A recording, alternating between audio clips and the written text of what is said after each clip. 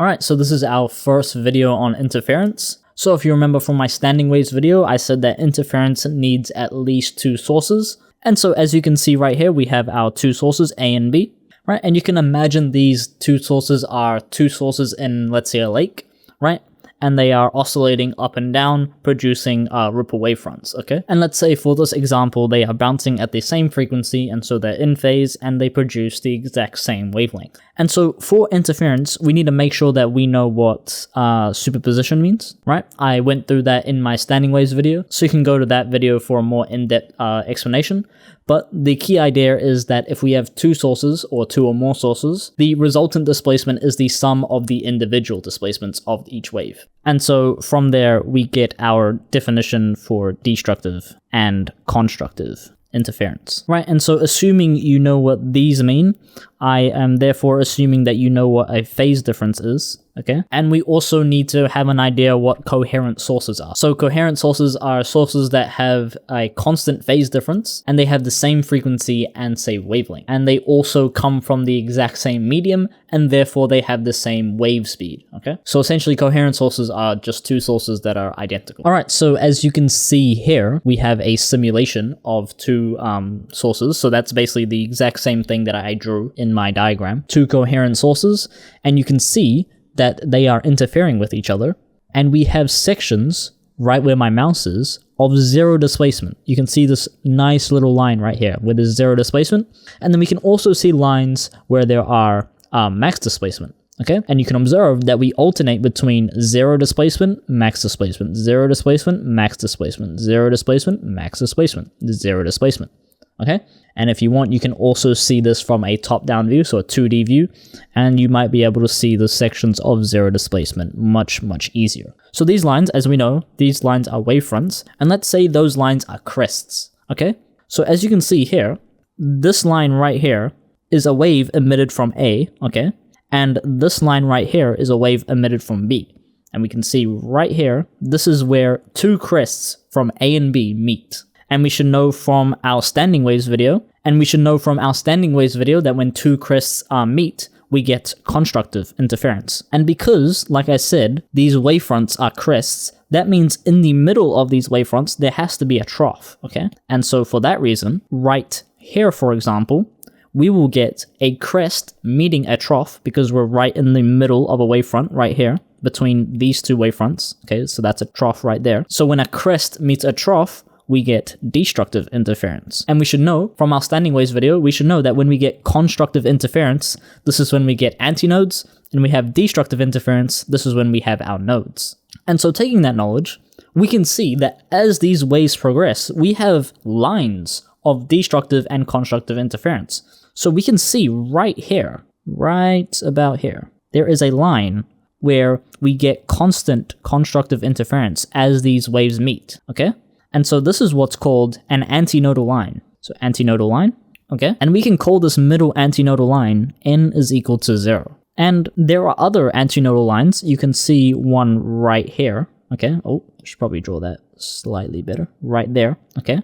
So this is another antinodal line. And we have another one coming right here, right? So we can call these ones n is equal to 1, and this one is also n is equal to 1, all right? And so obviously this diagram is pretty limited, but assuming these wavefronts will keep going, we would obviously get more antinodal lines. So there would be like one right there, for example, and another one right there. And so this will be n is equal to 2, and n is equal to 2 again. And so theoretically, they can keep on going to like n equals 3, n equals 4, etc. But for this diagram, we only have n is equal to 1, right? So we have lines of antinodes going across, but we also have lines of nodes. So there'll be a nodal line right here. And as you can see, throughout this line, we get crests meeting with troughs, all right? So we create a nodal line. So this is what's called a nodal line, right? So this is our n is equal to 0 nodal line. And we would also have a nodal line right here, for example. So this is our n is equal to 1 nodal line. We have another n is equal to 0, and another n is equal to 1 nodal line. So now that we got that out of the way, we can now discuss what do we mean by path difference. Okay, so let's pick a point. Let's say we pick this point right here, and we can call this point y, okay? And let's say we draw a straight line from A to Y, and a straight line from B to Y, okay? So a straight line from our two sources to this arbitrary point, okay? Let's just keep math simple. We take the distance between these as one wavelength, okay? So we can take the distance between line BY, so the line BY minus the line AY. So BY is this line right here, and AY is that line right there. We can just simply calculate that. We can go, the line BY is 1, 2, 3, 4, and the line AY is 1, 2, 3. And so we can say that the difference between them is simply just one wavelength. This expression right here is what's known as the path difference, okay? Or we can call that PD for short, okay? And so from this, we can make a general formula, right? So the general formula is that for antinodal lines, right? For antinodal lines, the path difference is always equal to a whole number of wavelengths, okay? So where n is equal to a whole number, okay? And if we remember from our math courses, we should know that a whole number can also be 0, okay? And if you want, you can pick any point on this diagram or on your own diagram if you have made one, whatever, and you can test if this relationship holds true, if the path difference is indeed a whole number every time. However, for a nodal line, it's slightly different, okay? For a nodal line, our path difference is equal to n plus a half wavelengths, okay? Right, so let's say I pick a point, let's say right here, and we take the distance between A and the distance between B. Because this point lands on a trough for B, but lands on a crest for A, there is going to be a difference of half between them. Because if you remember, let's say we take just a regular transverse sine wave, right? Okay, so it's not very accurate, but whatever. But the wavelength, if we remember, is the distance between the same point on the wave once it starts reoccurring. So this is a wavelength, okay? We also know that this is also a wavelength, right? But if you see, if we have the distance between this crest and this trough, that is half a wavelength. So that's why we have the n plus half in our equation. So that's the basic idea of path difference for our two sources. However, just one thing I want to discuss is the concept of light and how we need to have a solid understanding of the idea of diffraction. Okay, so diffraction. And so this is to do with the interference of light.